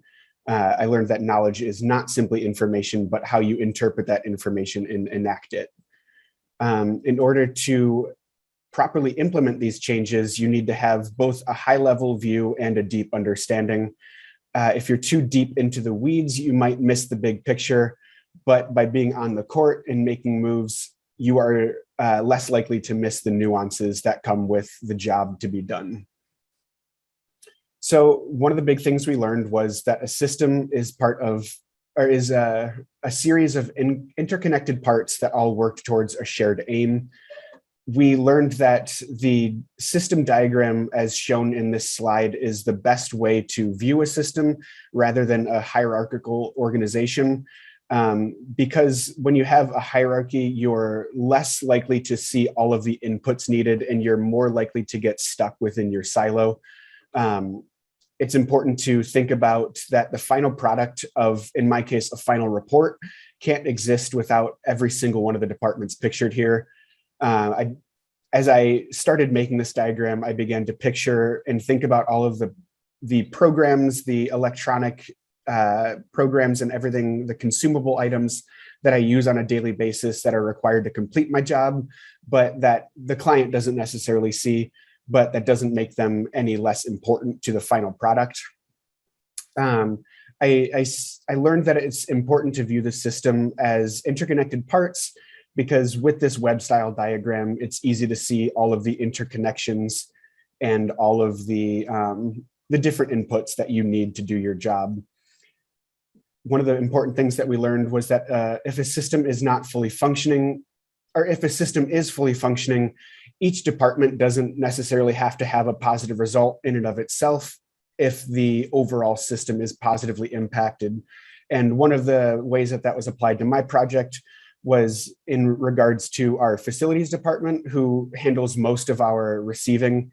They agreed to take on a more in-depth role in our receiving process to save the remainder of operations time and effort while doing the same thing. And it also made me think about department-specific budgets that seem to be present in most organizations and the use it or lose it mentality that comes with it. So a single department might not necessarily have a need, but if they don't use their budget, they might not have the same budget next year, whereas they could share that with a department that has met their budget, but it does have a pressing need. Another thing that helped me visualize what we were doing and how it impacted my current job was the customer chain and the job to be done. Because each department is working towards a shared aim doesn't necessarily mean that their job is going to be the same. The job to be done by each link within the chain is likely going to be different. But even though the job is different, the aim is still the same, and the system will work best when every link within the chain keeps the system aim in mind. So another thing that became obvious was that one department's output is another department's input, which means that makes them the next chain's customer. For example, when I write my report, my customer is the next level report reviewer, and then their customer then becomes the next level report reviewer. And so the customer chain doesn't necessarily stop as soon as you hand off your report, but it continues down the line. And that includes when I hand off my final report to the client. Then there is still yet another invisible part of the chain in that it goes to the client, who sends it to a governmental agency or even the cancer patients themselves. And then for the system to work, all of the links in the chain need to understand their role and who their customer is, even if they're not on the end of the chain. In consideration of who your customer is can help ensure that your focus is in the right place. So by writing this out, I realized that each link is very important and is required to get the final product out into the customer. So one of the big things that we performed during this class was the teach to learn conversations. And one of the big ideas behind the teach to learn is to create a web. So the transformation of a system cannot be done by an individual alone. It's required that everyone buys in. So while you are teaching your conversation or teaching your material for the day, while it provides a review and helps to sink in the material, it also expands your knowledge by incorporating other viewpoints and creating a network of change. And you kind of began to see this when I heard other people who I spoke with Teach to Learns begin to use those same phrases from the class when they weren't even in the class. So I began to see that the change was spreading. And each Teach to Learn conversation can be viewed as a ripple. If both parties buy into the transformation, they can begin to spread the ripple to the next person. So my project was revolving our shipping receipt. Our current process involved basically anybody who is closest by the receiving dock to send out a notification to all of in vivo operations, which can create a lot of unnecessary emails, which can lead to wasted time for the company. So one of the exercises that we did was a flowchart to visualize our process, including key steps and stakeholders. So by mapping out the process using this deployment flowchart, you're able to see the process in its entirety and identify critical weak points. By viewing the system of package receipt as a whole, I was able to identify information that was needed to successfully complete the job to be done. So this was the foundation on which my project was built and which my changes were built. So I'll spare you my napkin math, but I calculated the amount of time spent by the company as a whole during a standard week, and then made a prediction what my change process would result in. And again, I touched on this before, but the selflessness of the facilities and their appreciation of the overall system was key to this. They were going to be spending more time under the new method, but they were willing to do that because they recognized that the overall outcome is a change for the positive for everyone else. So we began to plot control charts, which helped us to understand that variance is present in all systems, and that understanding the variation and the sources of the variations are key to making any meaningful change. Without knowing the cause of the variation, or even without recognizing the variation, the changes can lead to worse outcomes, or you might not even know that you need to change anything. So visualizing these daily tasks on a control chart can help you even recognize these variations. We learned that most variation is common cause, meaning it comes from within the system itself. And control charts can help you visualize this data and identify the differences between special causes and common causes. And to do that, you need to do analysis. And so what you see here are the plotting of the number of unique receipt emails and the number of recipients each email contained.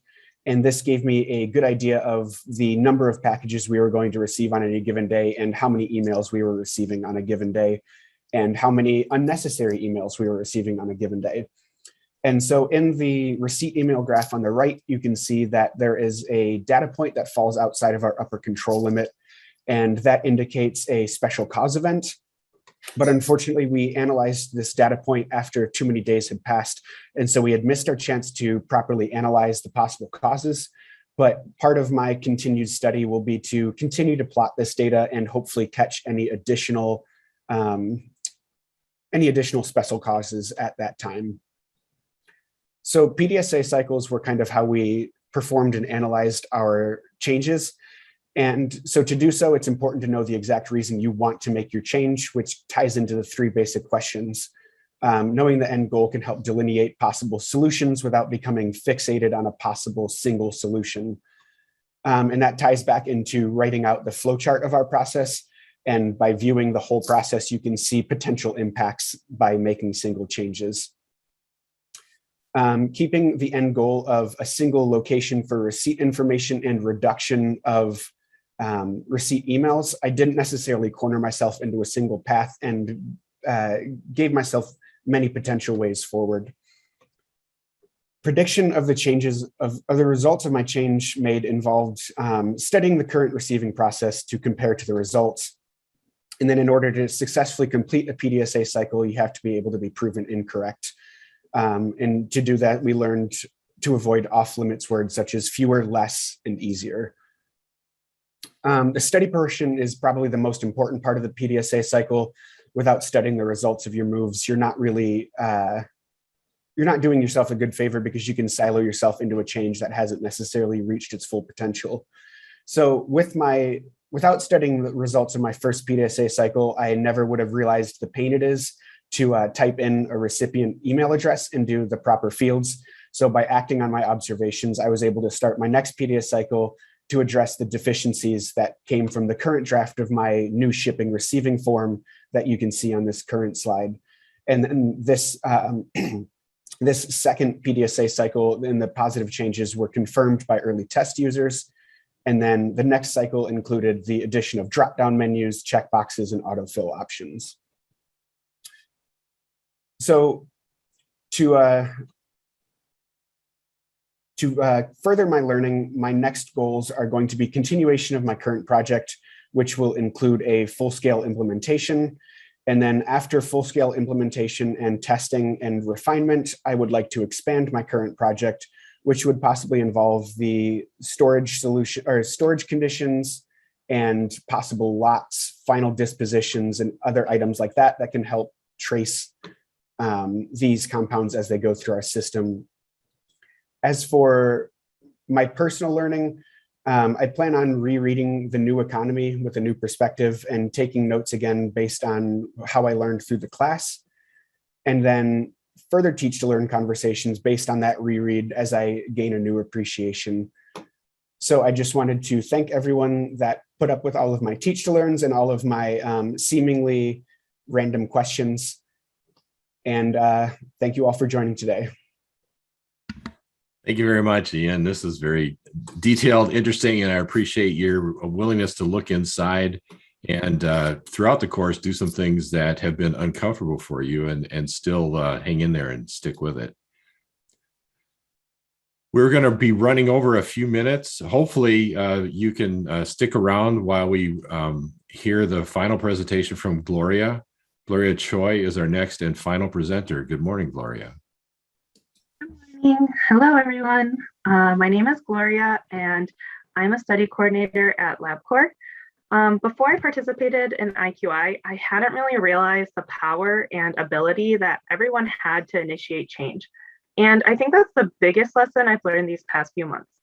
Through various assignments that encouraged me to talk to our leadership, I realized that our management is actually very receptive to process improvement and extremely supportive of staff who are willing to propose alternatives or solutions to processes within our system.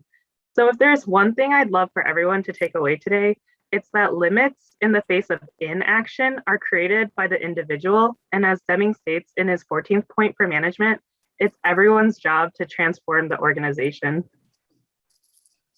So IQI taught me the importance of viewing my organization as a system, the network of interdependent components working together to achieve a single aim. Because usually we're too focused on our singular position or department, so we don't realize the effect we may have on key stakeholders in other departments when we propose change or improvement. So for example, a proposed improvement may be beneficial to one component of the system, but may bring negative effects to others. Improvements should be made with the common aim of the system in mind, not necessarily for the benefit of one specific department, as it can have a net negative impact on the system. So one tool that I found particularly useful in identifying key stakeholders to avoid impacting the system negatively is a deployment flowchart. Deployment flowcharts articulate the steps in a process while identifying all parties involved. So this was the first deployment flowchart that I created for my IQI project, but I realized the value in creating such a visual for process improvement proposals. So as you can see here, I started to create them for other projects and presentations outside of IQI, because after all, they say a picture is worth 1,000 words. So through my IQI project, I also learned the process to making meaningful improvements using the 3 basic questions and PDSA cycles, The three basic questions forced me to be very specific and to identify quantifiable measures of success.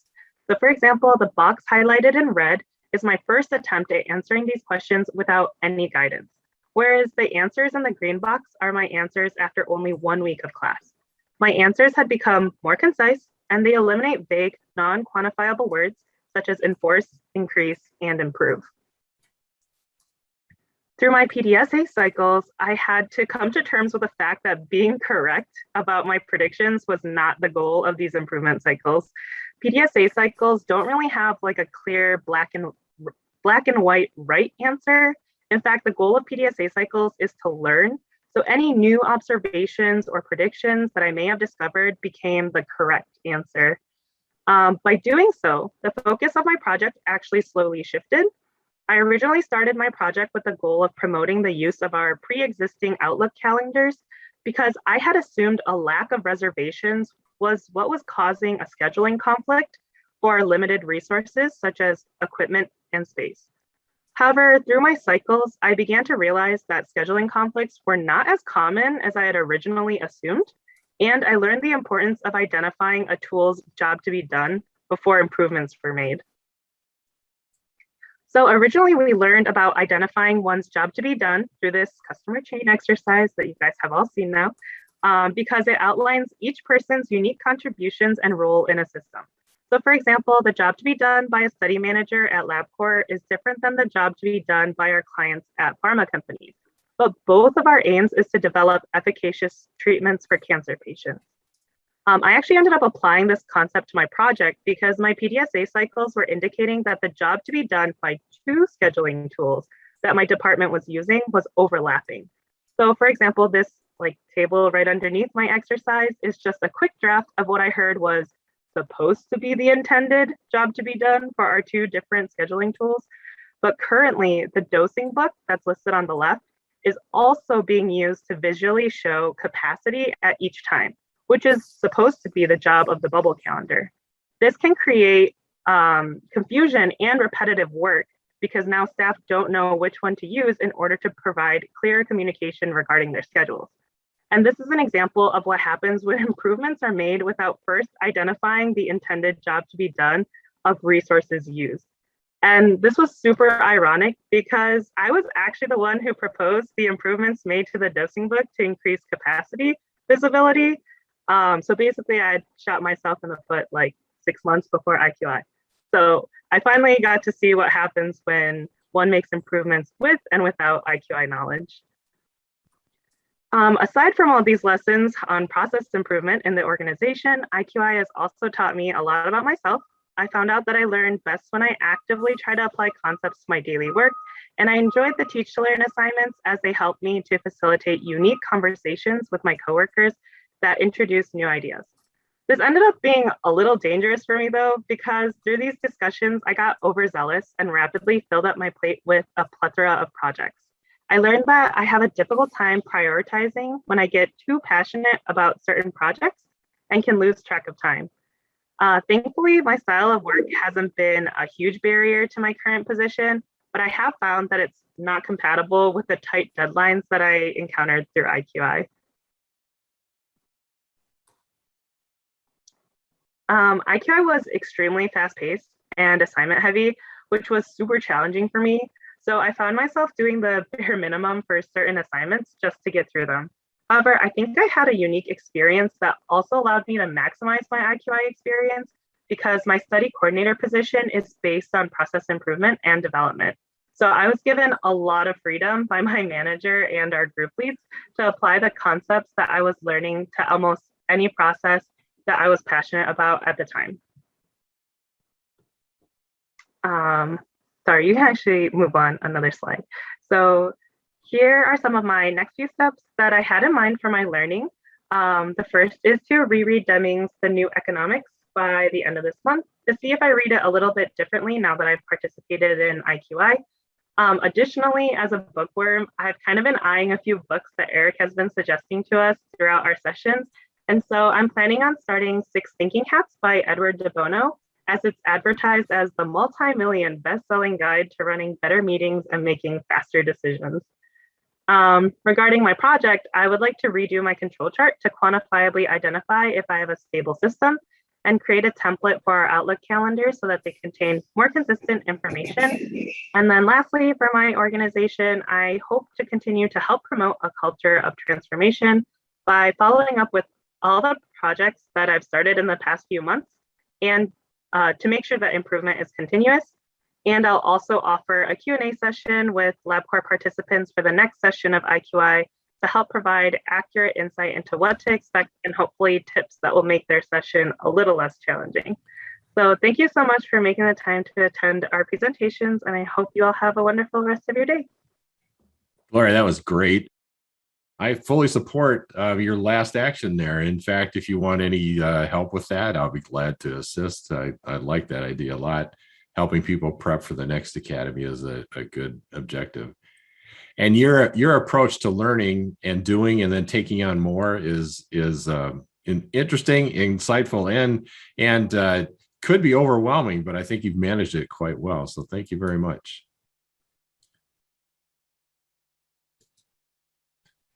Thank you to each of our presenters today. At the beginning of our session, I asked, how does one learn to become a more effective leader of people, of processes and systems, of changes that produce quality improvements? This morning, we've had an opportunity to see and hear demonstrations of how our Academy participants have become better leaders. One of the best ways to learn leadership is to lead. One of the best ways to develop future leaders is to give people opportunities to lead. Small-scale improvement projects are proven methods of identifying and developing the leadership capabilities of people at all levels of your organization. Dr. Deming was a lifelong learner. I watched him make notes to himself about things he was learning as he taught his own 4-day seminars. He continued to learn until his final days. When we learn, we become a beginner again. I thank each of our presenters today for putting themselves into the role of beginner throughout the duration of this academy. I commend their commitments to continuing to be learners and to making a difference in their organizations. I highly recommend that you commit to becoming a beginner again and join us on January 18th for the next IQI Academy. Take that next step and register today. Thank you for joining us today. Please stay in touch. Have a good rest of your day and a safe, healthy weekend, and bye for now.